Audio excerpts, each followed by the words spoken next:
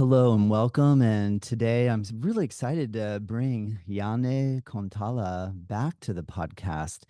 Yanne, I've been really looking forward to this opportunity to speak with you again. I learned so much from the last time that we had conversation. It was on episode number 143, and the title is Contemporary Yoga at a Dead End. I feel like we covered some really interesting subjects, and today I get to ask you a few more questions and dive a little deeper into the Bhagavad Gita. And first of all, before I ask questions, how are you doing today? How are you feeling? I'm feeling fine. Thanks for asking. I was a little chilly last time, but now it's summertime, so I'm Oh, fine. I bet that has to play a huge role on emotional and just physical health, just being a cold winter versus long summer days. Yeah, and it's not only about temperature. Somebody actually studied what's the light ratio difference between the darkest and lightest day, and it's something like 1 to 100. So Wow. it's not only in terms of the hours, but the angle of the light is so much more intense now. Interesting. That's cool.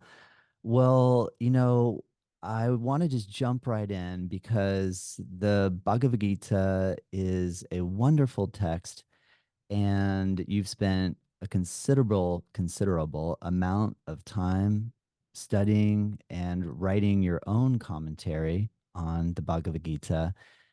And when I first that was the first yoga text that I came across was Bhagavad Gita. But I know for most people, when they take a yoga training, they're encouraged to study the Yoga Sutras of Patanjali.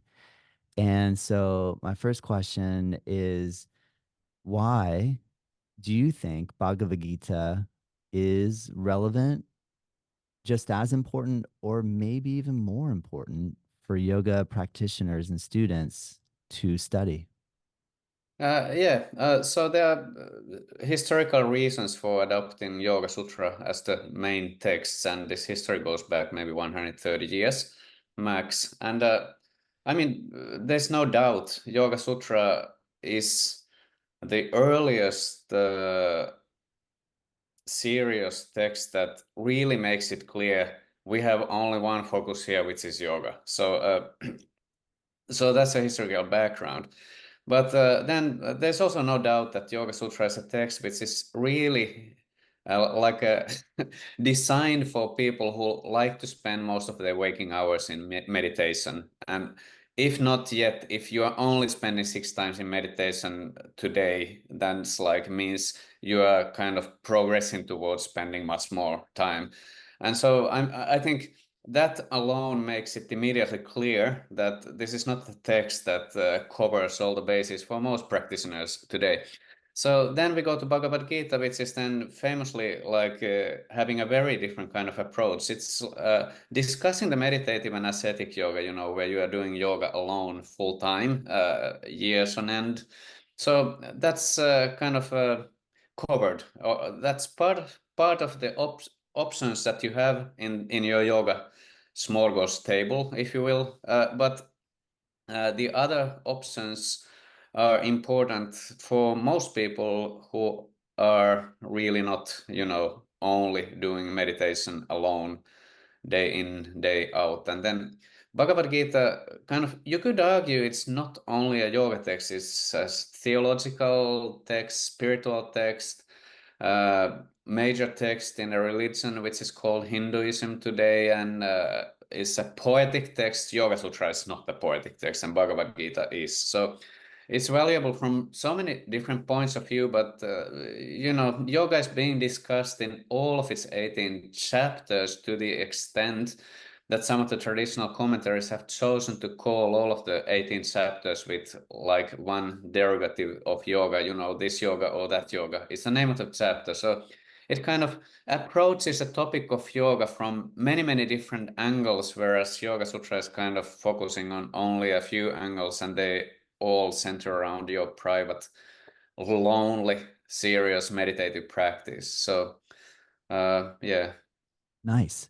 Good point. And just to give the listener some context, you have been, when was the first time you picked up Bhagavad Gita? How many years ago? Uh, it must have been 1992 or 1993. So one of those years, I'm not sure which one. Yeah, so it was some time ago.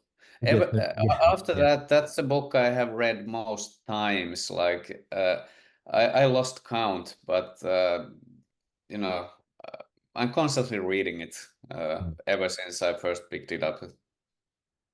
Amazing. How has your evolution of understanding of the key points of the Bhagavad Gita evolved over that time? And that's a probably a big question because from my own experience, when I pick up a book, read it, and then 10 years later, read it again, and then another 10 years later, read it again, so much changes throughout life. What Yeah. is some of the interesting discoveries you've come across in that in your relationship to the text? It's a layered text, so and it shares some common ground with Upanishads, which tend to use expressions typical for wisdom text paradoxes, where, for instance, in the same sentence, you might be using the same word in two totally different ways, and then saying it's this and it's not this, but in the first instance, meaning something, and in the second instance, meaning something else. So there's no contradiction, but it like on the surface level, it may look like that. So there are some places in Bhagavad Gita which are like that, using a little paradoxical language to kind of align it with the world of Upanishads. But then there's a lot of straightforward wisdom instruction about how to live a good life. And in that regard, for instance, like the word yoga, when it's first thus being defined in a kind of concise way in Bhagavad Gita in the second chapter, I think, yeah, the first definition that emerges is yoga is the art of work, and then like only one verse apart, then it's saying like it's a equanimity of mind in all sorts of situations. And these two definitions is like this is very practical. Like who is not working and who would not be benefited for having a little more equanimity or stability in the mind.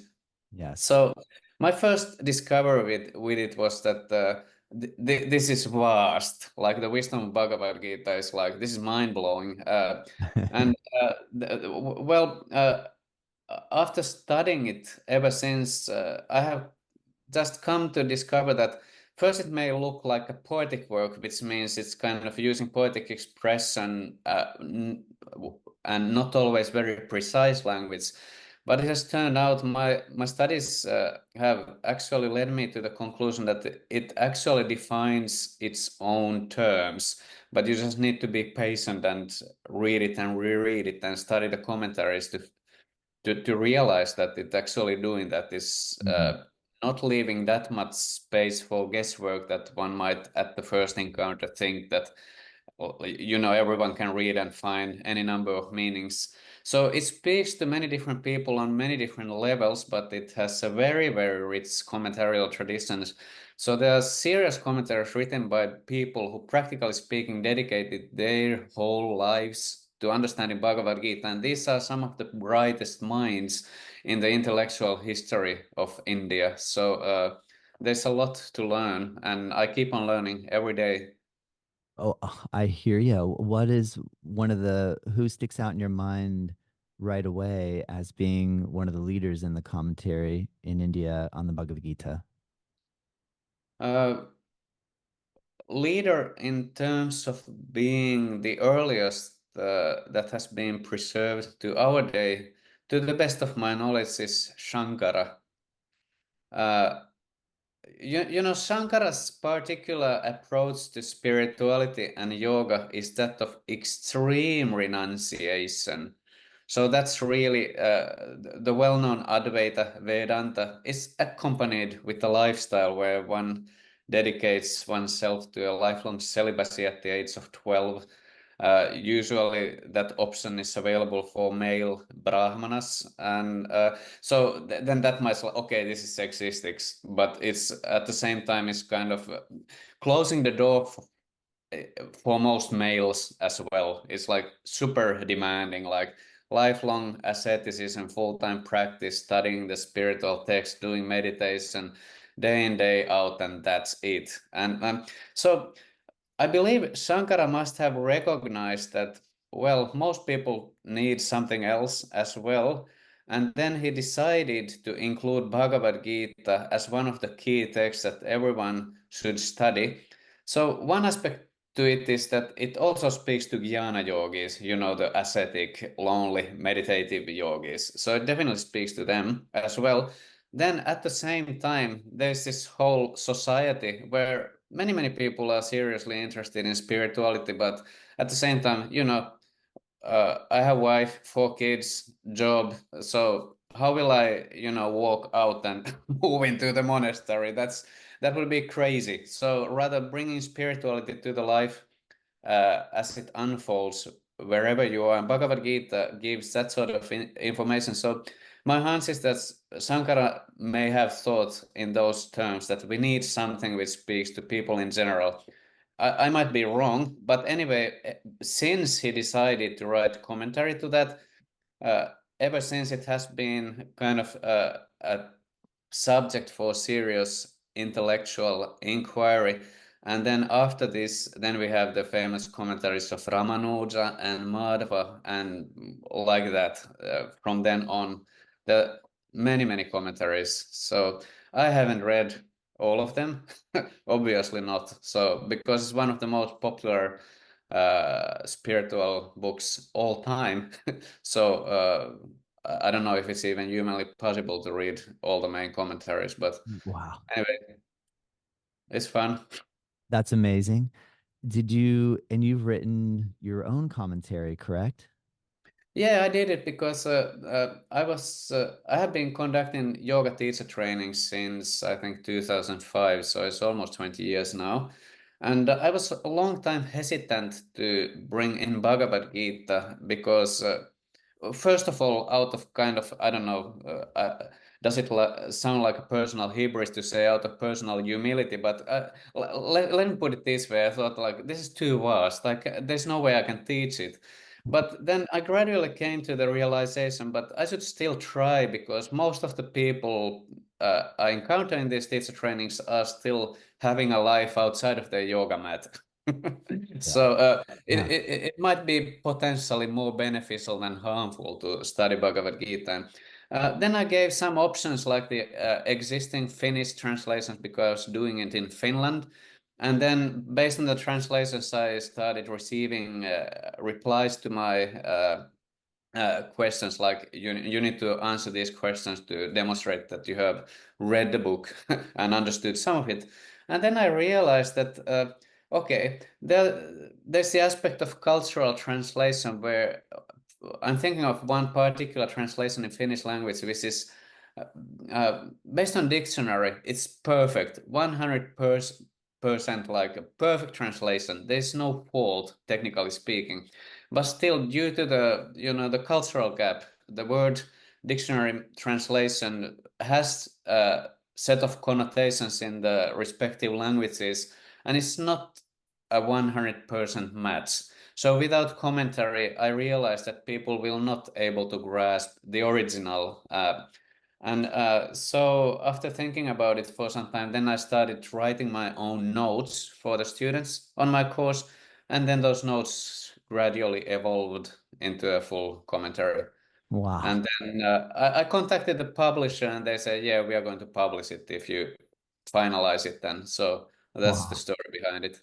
Oh my gosh, that's amazing. Yanne, that's You know, incredible. the good thing about it was that I was constantly interacting with real people, and I could see, are they able to understand what I'm writing here? So Mhm. it was a slow process, but I feel it was a very good one in that sense that I could immediately get feedback. Hey, whatever you're writing, you may think is brilliant, but nobody else understands it.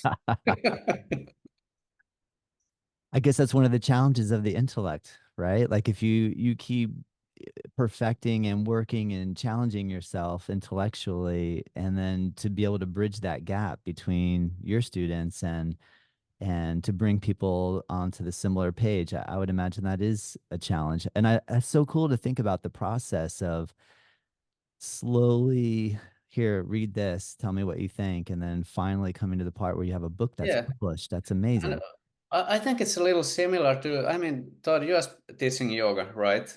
So I'm sure it has happened more than once that you think, I have now realized something about a particular asana. Then you try to communicate that to others and you realize, hey, I have no idea how to communicate to someone, this to someone else because we are so different.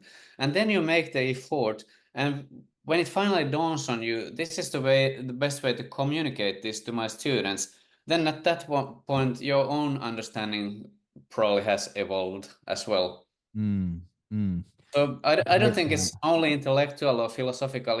I think this is kind of baked into all yoga. So somehow sharing the knowledge of yoga is kind of the best way of amplifying it within oneself as well. Oh, great point. So like when I first came across the word jnana, I Yeah, was confused.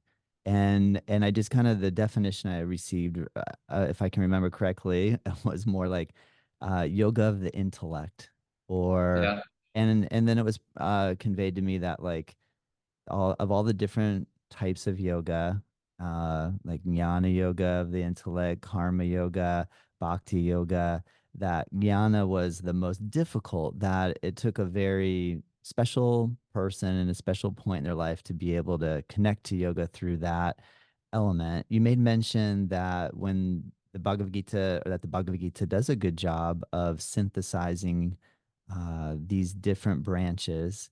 I feel like I've heard or read that Bhagavad Gita really does a good job with synthesizing jnana yoga, bhakti yoga, and karma yoga.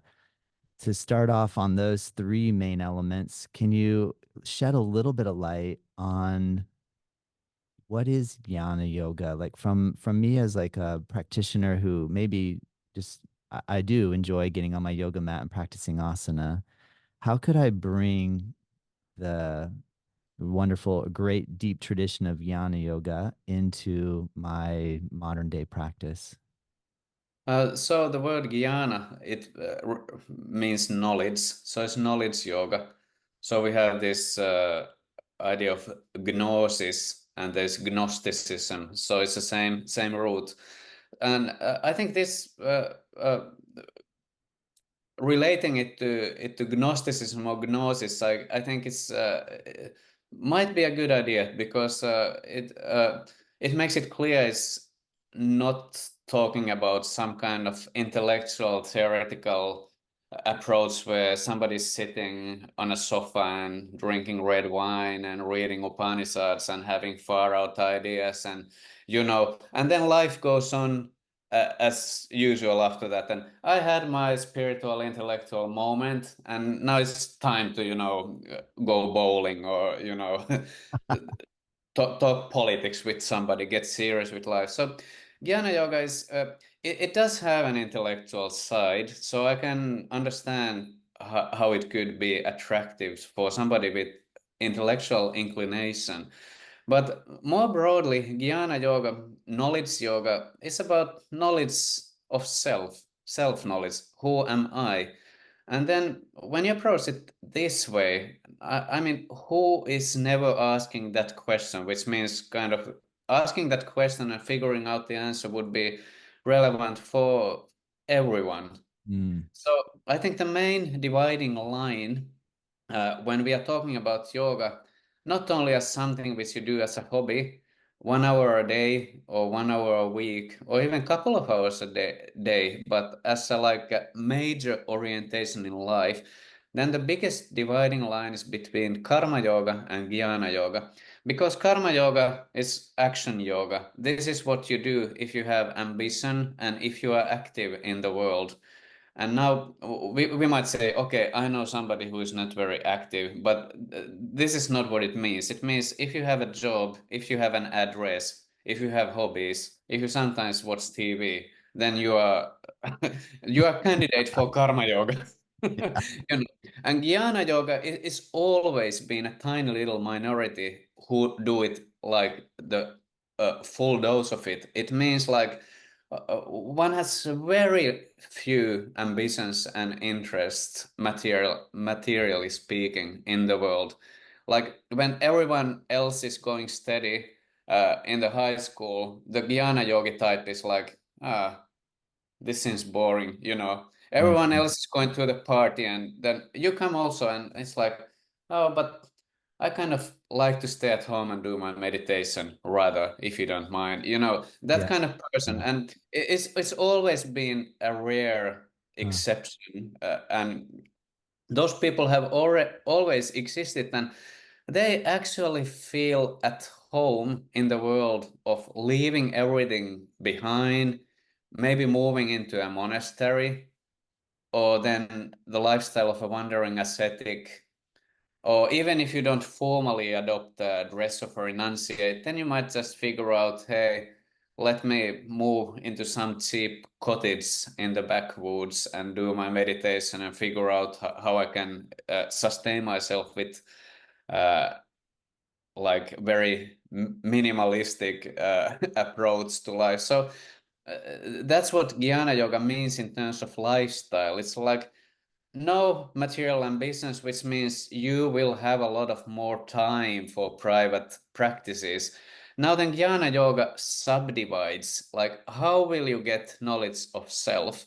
And the two main approaches, subdivisions, if you will, are like through like studying the sacred texts, then contemplating on their meaning, which then finally translates into a like meditative realization of the nature of the pure consciousness who is doing all of this.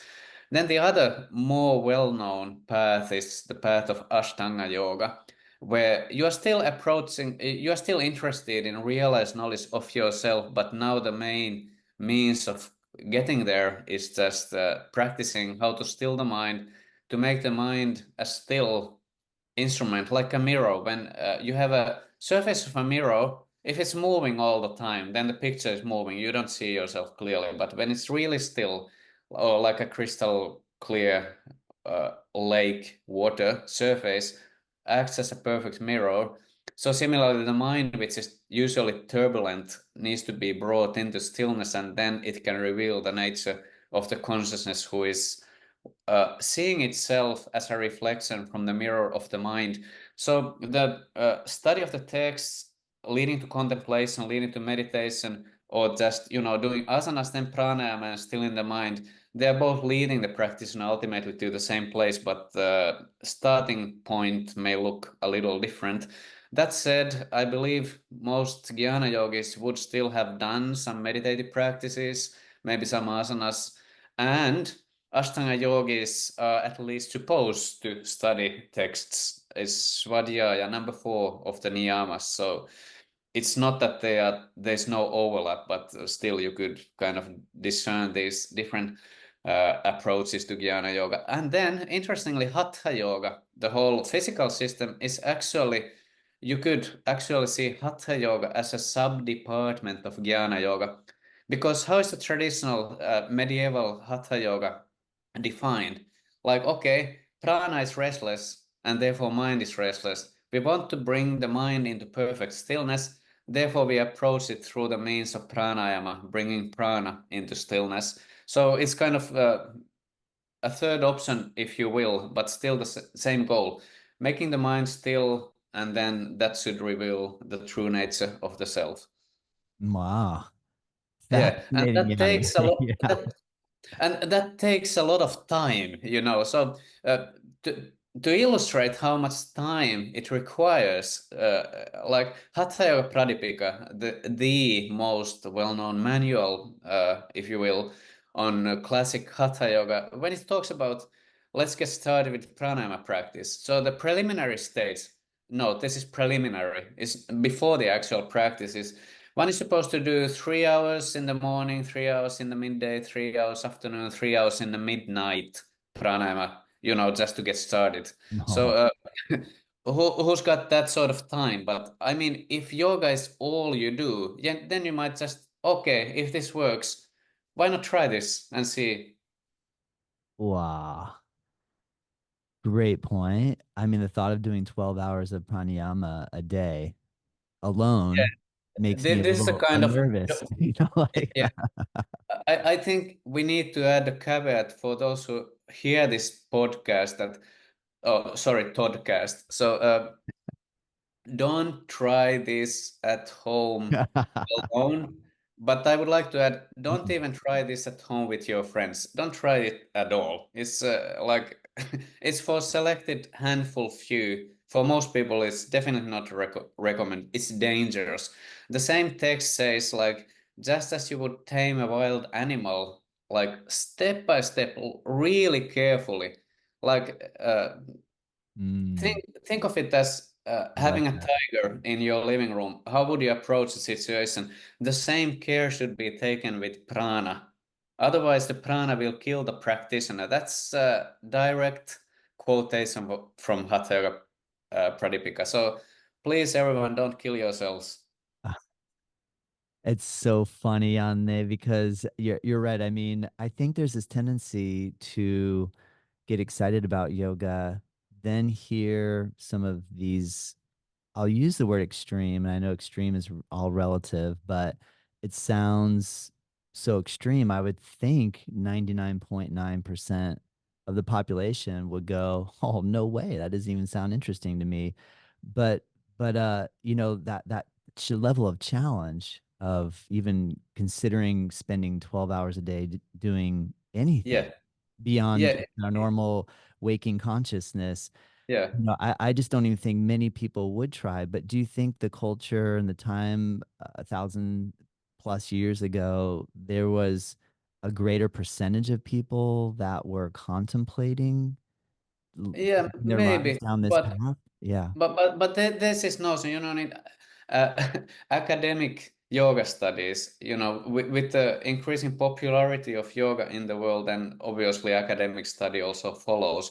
And sometimes there's this kind of gap, like here's the yoga people are doing today, and there's this yoga that was done in the past. And somehow these don't meet. Like today, yoga is kind of some kind of watered down. Everyone can do it, and nobody's doing it seriously. So my reading of the history of yoga is this is not new. It's always been the case that nobody's, very few people have that kind of time in their hands. So I was just mentioning that to illustrate what it would take to Yeah. take Jnana Yoga path seriously. It means full-time dedication, and then you first get trained under a qualified teacher, and then you would at one point do it alone. But for Jnana Yoga to bring the practitioner all the way, that's what it traditionally meant.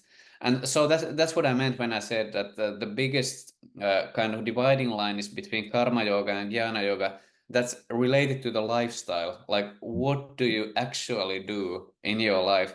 And if it turns out that 12-hour pranayama or 6 hours studying of texts or sitting in meditation for 8 hours sounds like a nice ideal for someone else, but not quite for me, then the answer is not you are not fit for yoga. The answer is you just need to use another set of tools. And Mm. then that's called karma yoga. And then it's a third path, bhakti yoga, but we can talk about that later or now, whatever you like. Well, I'm curious if we were to remove the dividing line between jnana yoga and karma yoga, what does that look like when these two worlds collide, so to speak, in relation to this renunciate path of I'm only interested in self-realization, nothing Yeah. else, leaving behind materialism. And then, like you said, with karma, and then the world of action and having ambition. How does Bhagavad Gita demonstrate and or what allegory does it use to illustrate the way that these two can blend and merge? Uh, I cannot think of any particular allegory right now, but the usual idea is that uh, anyone ever is doing yoga because one is suffering from ignorance, or ignorance rather leads to suffering. So whichever way you want to put it, but one is a fit candidate for practicing yoga if one realizes I'm influenced by ignorance, I'm influenced by selfishness, I'm influenced by suffering. I would like to do something about it. So that means you're a good candidate for doing yoga. But then ignorance manifests a little differently dependent on your constitution, like your nature. So somebody who has a very active nature, then the main way ignorance manifests is by being attached to the results of the actions. I'm doing something because I want to get something out of it. Uh, Obvious. The question is, well, is there some other kind of approach to action? It turns out there is, and that's what karma yoga is there to teach. And then Jnana Yoga, then there the assumption is the person is already like, let's say 90% done with material ambitions, which means the mind tends to be fairly satisfied most of the time, fairly peaceful. And now one is actually able to deal with the manifestation of ignorance in a different way. Like, how does it look when the mind is most of the time still, but sometimes there is some turbulence? And then you need to analyze that, is a turbulence based on thought patterns that are misplaced? Okay, then let's study the text. It's like, taking these glasses, somebody else's glasses. Let me look how the world looks now. Oh, it looks different because now I have really good glasses. So, borrowing from Upanishads, Bhagavad Gita, some of the greatest ideas about how to see the world of the greatest thinkers of all time, and applying that, first studying it, and then it becomes like a pair of glasses. You are looking at the world and it literally looks different than how it looked before. So that's one way of dealing with ignorance, kind of replacing ignorance with knowledge, first by study, then by like applying it personally. And the other one would be the path of meditation. Like, okay, mind gets restless due to ignorance. Let me practice making it still, and then gradually the tendency for restlessness will, if you follow the path and if you are a fit candidate for it, will gradually diminish. So the dividing line here would be like, in this scenario, karma yoga would be something you do until you start feeling peaceful in your mind most of the time, and then at that point it would make sense to enter the path of jnana yoga. So Mm, in this scenario, karma yoga would lead gradually the practitioner in the world of Jnana Yoga or Ashtanga Yoga. Okay, so that's one way of looking at it. But now this is not really the synthesis that you are looking for, right? So Bhagavad Gita also gives another option, which means like, rather than thinking of karma yoga, that let me first do that and complete that and then do something else, one can keep on doing one's activities in the world, but internally refine one's vision and seeing oneself less and less as the person who is meant to enjoy the results, and bringing in the knowledge aspect that I'm actually doing this because it's my duty. This is my way of contributing, serving the whole, rather than trying to enjoy the whole. mm. Well So said. that, Yeah. that would be like one way. I don't think there's a way to integrate where you are kind of full-time jnana yogi and somehow bring in karma yoga, but it seems to work the other way, that you kind of externally stay in the world, but internally you refine your understanding until you finally are doing every activity totally selflessly. So like that. Great point. I I feel like the first time I heard the word karma and then it was explained every action has a reaction. And so then I started investigating my life from the angle of like when I stubbed my toe, it's like, well, what did I do? Like why did I created this suffering due to some reason. I'm just picking something random, like basic, like stubbing my toe. Like, why did I deserve this? What did I do to deserve this? And it's a fascinating concept really to start to look at and like what are my actions producing to really go deep into this appreciation of what my actions are doing. What how was your first introduction to karma? What was your relationship, or what is your relationship even currently, to understanding karma?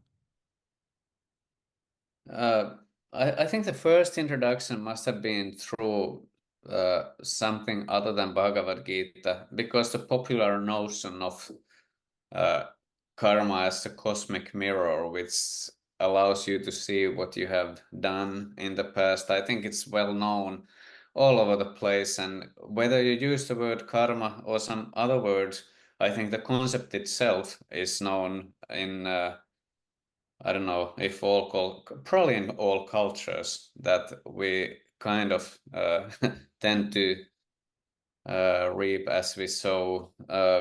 But then to get more specific, currently, like now jumping ahead 30 years, I think this is one of those places where I feel it's really useful to know Yoga Sutra to understand Bhagavad Gita, because Yoga Sutra has this really hair-splitting analysis of the process of karma, like the psychology of it. And then it goes, I don't know if it's too much, but I I think, yeah. So let me talk about it a little bit. So every action leaves two kinds of imprints. Imprints, what is stored in the subconscious mind. So you don't see it, but it's there. So one of them is called karmashaya. That's a technical Sanskrit word. Karmashaya means future experiences, not only in terms of mental experience, happiness and distress, but also circumstances where this experience takes place in a particular kind of body, in a particular kind of environment, and then how you feel about it. Okay, so that's called karmashaya. Then the other kind of imprint that is stored in the subconscious mind is called vasana. So vasana is like, how do you feel about the particular pattern of action, so that some patterns get strengthened. So repetition is the key to all learning, but not only in good ways, in bad ways as well. You are repeating a bad pattern and it gets kind of cemented into the system. So from yoga point of view, uh, of these two results, karma asaya is not so serious, because you get the reaction at one point and then it's dealt with, you Mm. know. But Yes. the vasana aspect is much more sinister, because it's like you have a tendency to act in a particular way, and then you kind of, without even always realizing it, you repeat the same pattern, and you are enforcing and strengthening the same pattern time after time after time. So the real villain in the story of karma is vasanas and how to get rid of them. So that's Yoga Sutra psychology, which is I have found very, very helpful in understanding Bhagavad Gita's teachings of the various kinds of yoga. Because if you analyze them from this point of view, the imprints which are stored in the subconscious mind and how to deal with them, and then all of the yoga teachings in Bhagavad Gita suddenly start making a lot of sense. Because you can analyze from various angles. It's always dealing with how can I break these kind of vasanas which are based on selfishness, which keep me repeating the same mistakes and sustaining the same ignorance time after time after time. Ooh. Just having you say or vocalize that process of repeating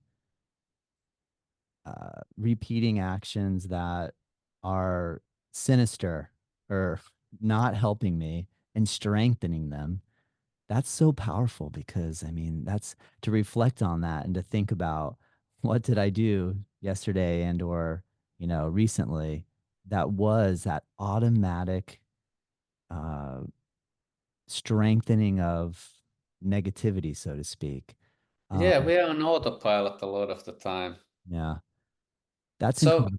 Yeah. but it could be a good thing as well because yoga is also based on the same principle. So, uh, we are meant to build up new patterns by repeated practice. So we are doing that on the yoga mat, and everyone knows that by repeating a set of Surya Namaskaras or asanas, gradually you get familiar with them. And downward facing dog, you do it the first time after 1 minute. I think many people will think they will die soon. But then after years of practice, you can do it for 5 or 10 minutes and feel just fine. So, I mean, in the same way, there's no reason to assume that this is something which Mhm. only happens on the yoga mat. There's literally no aspect of human life where we cannot bring in the knowledge of yoga and start creating new, powerfully beneficial patterns which are based on knowledge, knowledge in the sense of leading towards self-realization, if we want. Mm.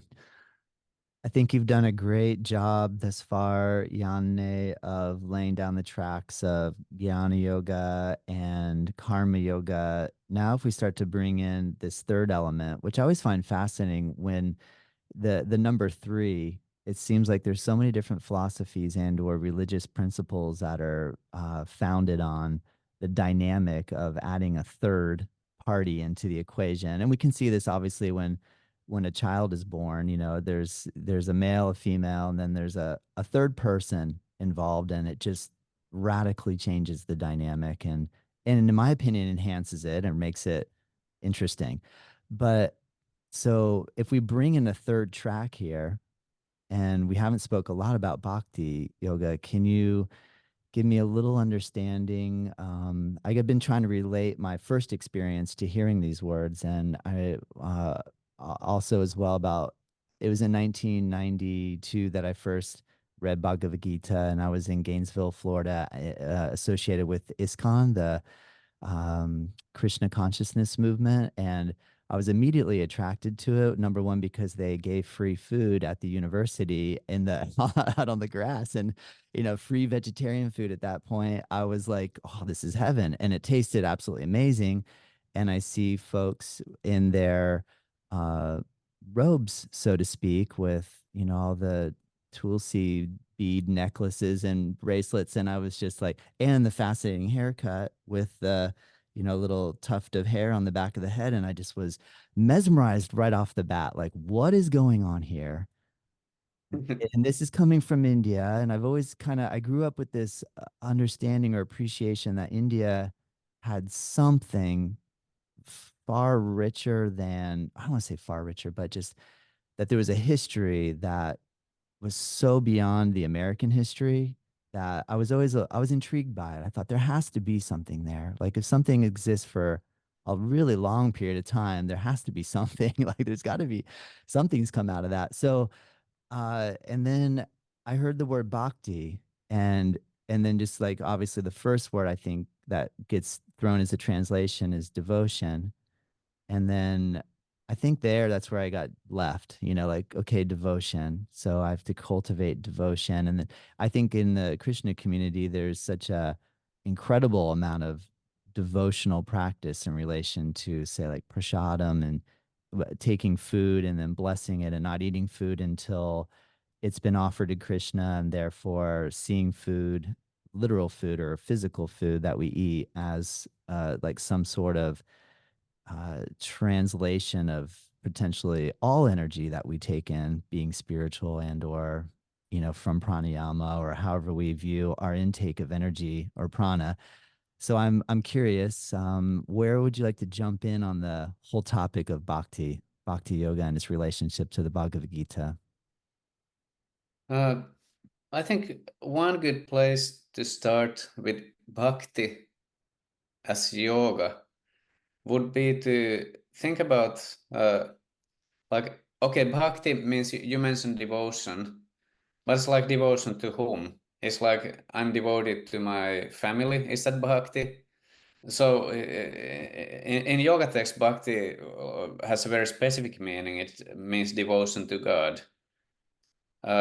Yoga Sutra recognizes that, however, without using the word bhakti. But it's clear it's talking about the same thing when it's introducing the topic of Ishvara Pranidhana.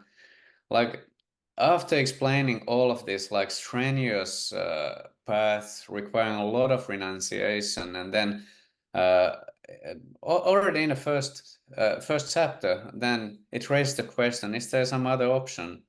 And then, yeah, by surrender to God, Isvara Pranidhana Dva.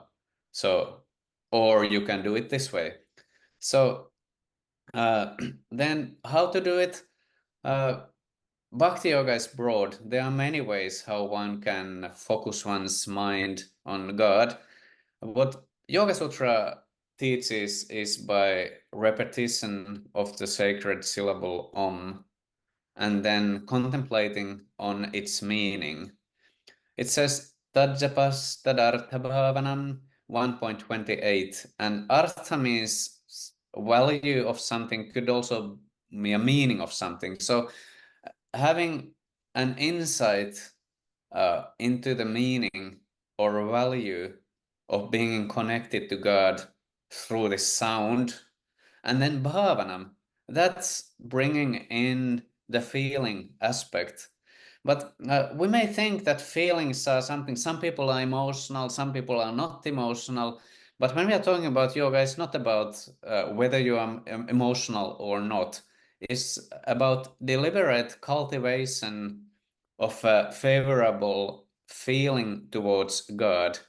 And that's difficult for everyone because, from a yoga point of view, we are analyzing we are here in this world, in this mess called life, sometimes undergoing a lot of suffering and sometimes undergoing less suffering. And that's what we call happiness from a yoga point of view. Like when you're suffering only a little bit, then that's happiness because it's like uh, after having a lot of headache, then if you have just tiny little bit left, oh, what a relief.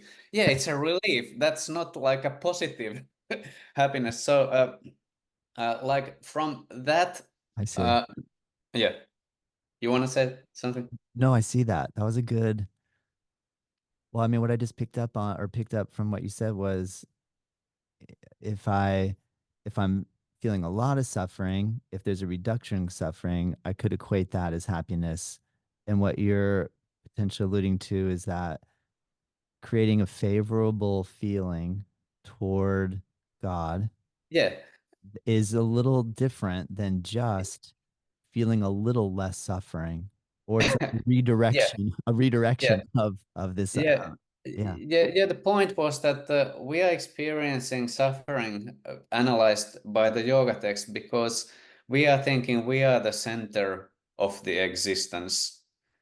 I mean, like if you go actually into the street and start interviewing people, do you think you are the center of the universe? Everyone would say no, but then next morning you wake up. I'm waking up and drinking my coffee and eating my breakfast and going to my work and meeting my colleagues and then going to do my exercise and then going to my home and hanging out with my family. I mean, who is the central character in this narrative? So it's more psychological than philosophical or theological. But in psychological sense, everyone is thinking they occupy the central place in their own little universe. So bhakti, that's why bhakti is a challenge for everyone. Doesn't matter if you're religious or not, emotional or not. Uh, Replacing yourself as the center of everything, putting God instead. That's the hard part because you need to step out of the central place in the states. But that's also why it's so powerful. If you manage to do it, you kind of solve like 1,000 problems at one go.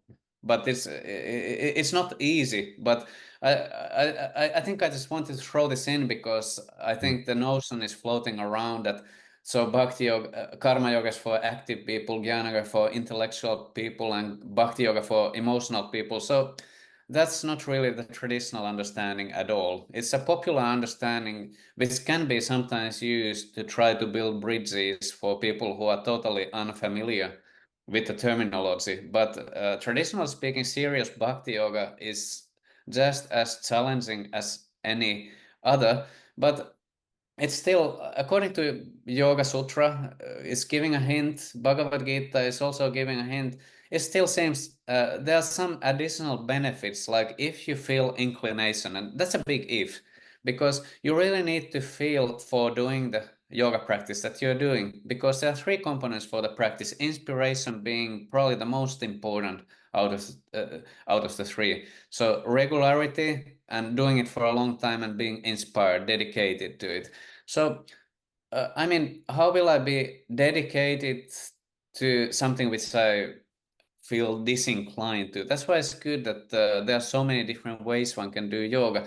But those who feel inclination, at least some openness, yeah, maybe it's maybe just a little bit theoretically possible that there's something greater than myself in the universe, and that's a kind of opening. Then you can utilize it, and that can develop into a kind of magnetic force, which is kind of pulling the mind out of its own force field, if you will, towards the spiritual reality. So, uh, the earliest and most important commentary to Yoga Sutra attributed to Vyasa.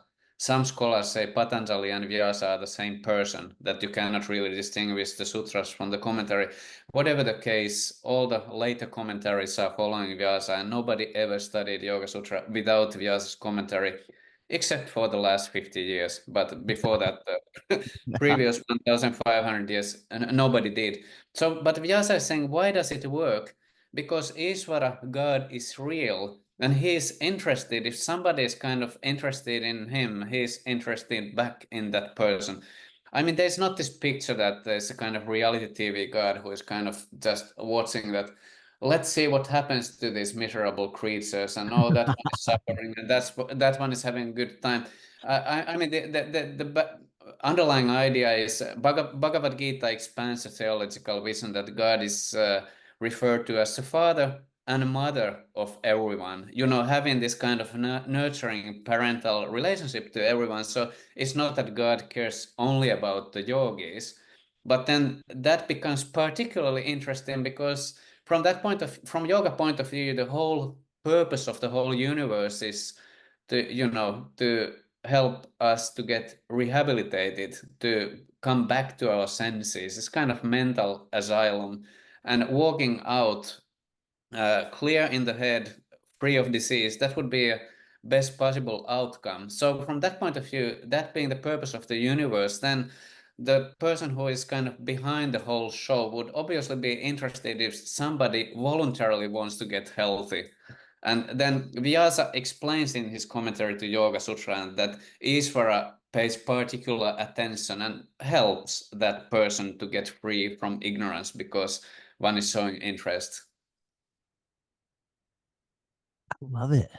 That is so fascinating, Yanne. I like that you're bringing all of these different angles to understanding bhakti because that definitely deepens my understanding, my appreciation. I love the idea, or just even thinking the difference between imagining a god or God. Uh, Look at that poor creature down there, or just watching versus if you are interested, I'm interested. It's such a what an interesting dynamic between those two ways of thinking and even understanding life. That's really important. It's so cool, man. I I have a couple more questions and I know our time is getting close, and I have to go here for certain. See, I don't know how long this will take for you to answer, and we can use the rest of the show on just this one. But I thought it was really interesting because I've really enjoyed since our last podcast having some email correspondence with you, and I really appreciate the time that you take when you respond to me because you really you don't you've taken a lot of time in responding to me, and I love reading what you say. One of the things I asked you in our email conversation in preparation for this conversation was what was one of the main things that really popped out for you in Bhagavad Gita in terms of your own life development. And you had mentioned in the 12th chapter that there's a verse that mentions that the personal and impersonal conceptions of God do not exclude one another. Yeah. And I know there's a lot to talk about around that. And then just to, I'm gonna stop there. Why was that so important to you? What really opened you up on that, hearing that? To give a somewhat first historical frame, it's well known in the history of religions that there are these two powerful strands, like focus on the personal divine and to the impersonal divine, or whatever you want to call it. And you cannot deny that these two have coexisted since the beginning of time, probably. So, in some tradition, one can be more predominant than the other one, but both tend to be there. I mean, sometimes people say Buddhism is not a specimen where you have any kind of, notion of personal divine, but that's not altogether true either. So both strands can be found, but then there's predominance that this one is more personal oriented, this one is more impersonal oriented. But Hinduism then is a very interesting case study because there you have both strands articulated in a very powerful way, and both strands have been engaged in mutual conversation, sometimes in fierce argumentation in favor of their particular points, but then again, eating dinner peacefully after the conversation is over, or agreeing with a lot, but then debating one particular point. So the notion that if this other tradition is there, that doesn't have to be a threat to my existence. Let's intellectually figure out whose argument makes more sense, but there's no need to destroy the other on the spiritual map, if you will. Now then, when I started doing yoga and meditation practice, I soon discovered various impersonal approaches to meditation, and then I tried them out, and then I experientially, because I saw this works, I became convinced that there is a truth behind this. I couldn't deny my own experiences, and then I was introduced to another approach to meditation, more of the Bhakti orientation. And then I had experience which seems, hey, this is something else.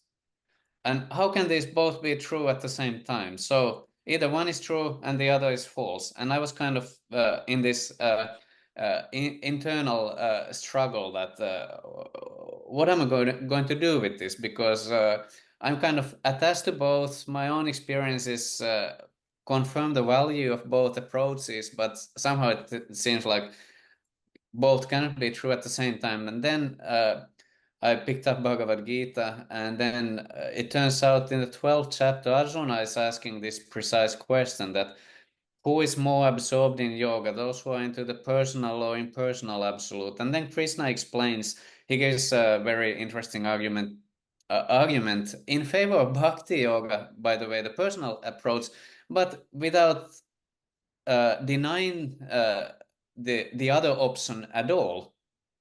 Both coexist. So that led me to studying deeper.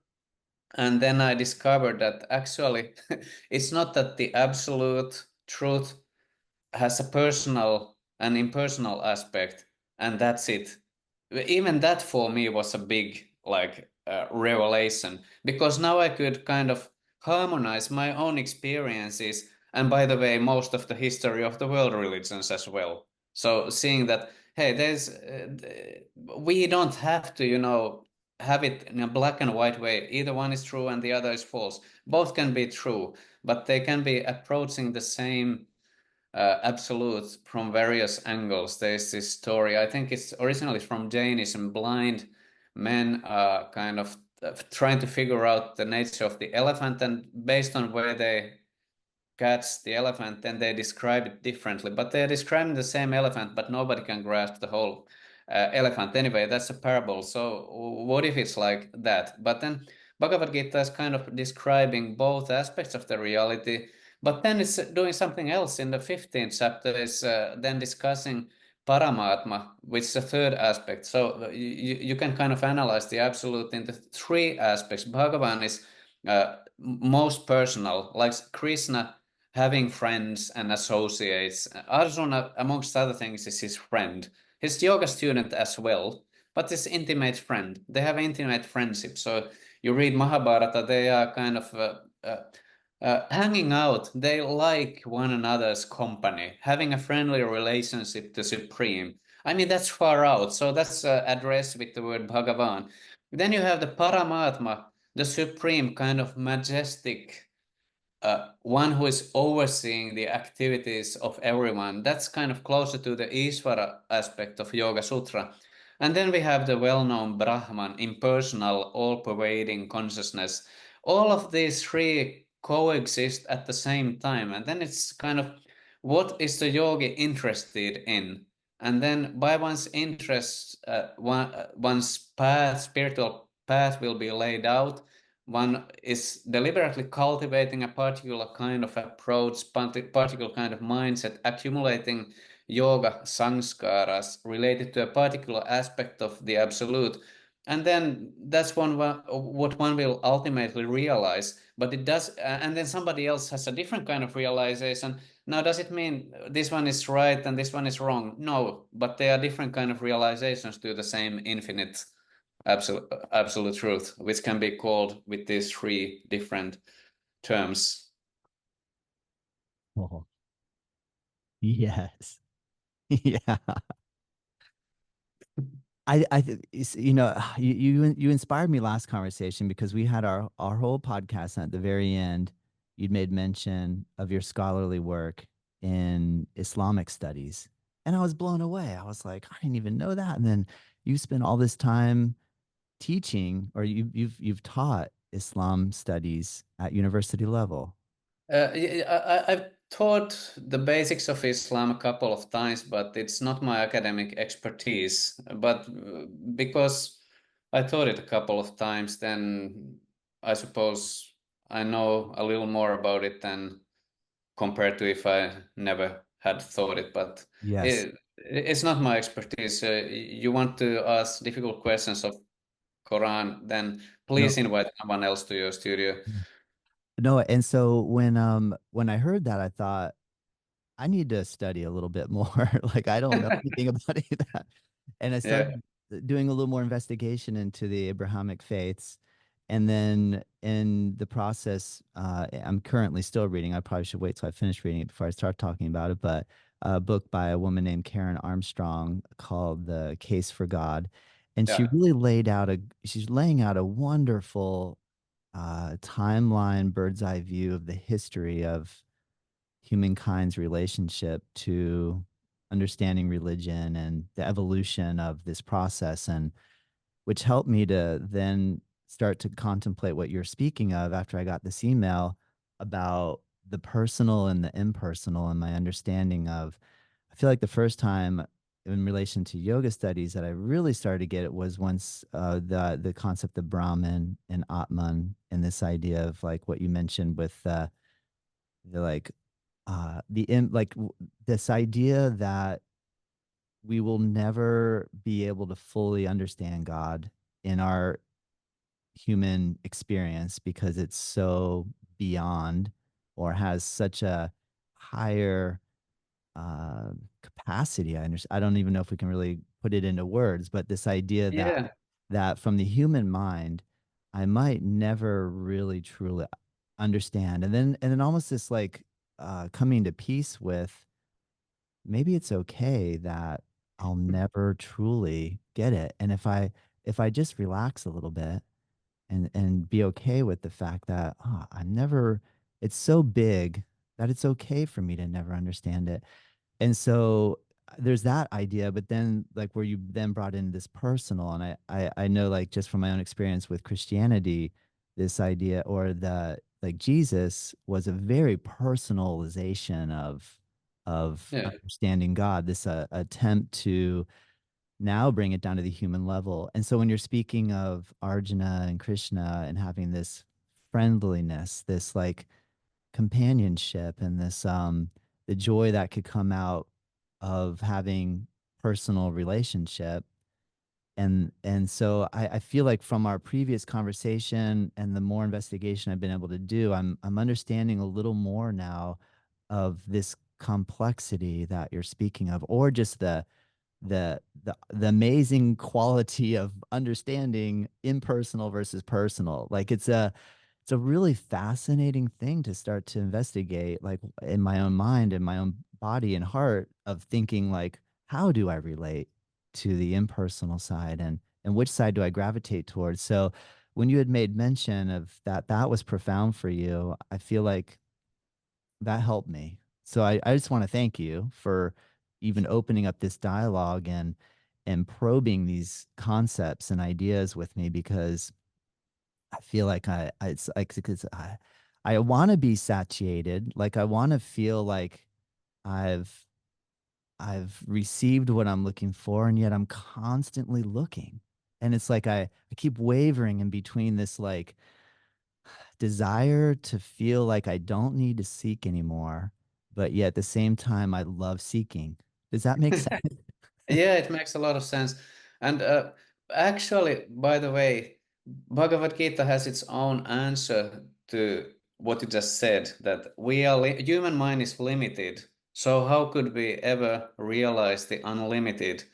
So Arjuna is asking in the beginning of 11th chapter that would it be possible, Krishna, that you show me your form by which you pervade everything?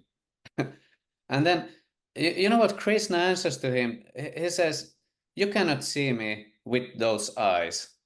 So therefore, I will give you the eyes by which you can see me." So the point being that, yeah, our mind is limited, but then from God's point of view, making himself known to the limited being should not be a problem. I mean, it should be part of the, the description of what it means to be God. Omnipotence, it tends to be high on the list in all traditions who are talking about God. Then omnipotent by everything except making oneself known to us. I mean, that would also not make any sense. So, and anyway, so that's how Bhagavad Gita deals with it. So if somebody is interested, then yeah, we are limited, but God is not. And the other thing is like, okay, maybe we cannot fully realize the absolute, and that's fine, but we can still be filled with knowledge to our capacity. So ocean is full of water and a glass is full of water. Both are full. So maybe we can be like a glass of water Mm, filled with indeed. knowledge. Yes. Oh, I think we did it, Yanne. Yeah. I think our initial goal upon embarking on another podcast together was I feel like we achieved what we were aiming to do. My initial goal when writing and speaking with you ahead of time was like, I'd love to ask you questions, what you've learned about Bhagavad Gita, and just kind of shed a little bit of light on some of the intricacies. And I love the fact that for the majority of the conversation, we never really even brought up the actual storyline of the Bhagavad Gita in relation to the way it's typically related. And I like the fact that early in this discussion, you mentioned the layers. And from my own experience, like the storytelling and the kind of storyline of it would be like the first layer that I started to get into, where you just start to understand, okay, there's these warring families, and here's the Yeah. main hero, and here's where the dialogue between a higher power and a human being and what that dialogue could look like. But I like the way that you gave some of the deeper layers in relation to starting to really understand what jnana yoga is, bhakti yoga, karma yoga, and how that relates on a personal level. So I hope you listening are feeling inspired too, because I know I am. I can't wait to have another conversation with you, Yanne, because you definitely have taken this deep, and I really appreciate that. Thank you. Thanks, Todd. It's nice talking to you. You ask the kind of questions which, it's really inspiring to think about them. And then just by having this opportunity to then reflect back to Bhagavad Gita and other texts it's really fulfilling. So thank you very much. No, thank you. Well, we haven't reached the solstice yet, so I know you have a few longer days ahead of you before Yeah. retreating. Yeah, 2 weeks from now it will be. Did you notice that the full moon correlates with the solstice this year? No, I didn't. My Yeah. wife would have been able to tell me. She's very good at figuring out where the different heavenly bodies reside in which day, but I didn't. I was Thanks like, for yeah, letting me yeah, know. yeah, of course. Well, Yanne, thank you so much, and I look forward to future conversation. Thank you. Thank you, Todd. Likewise.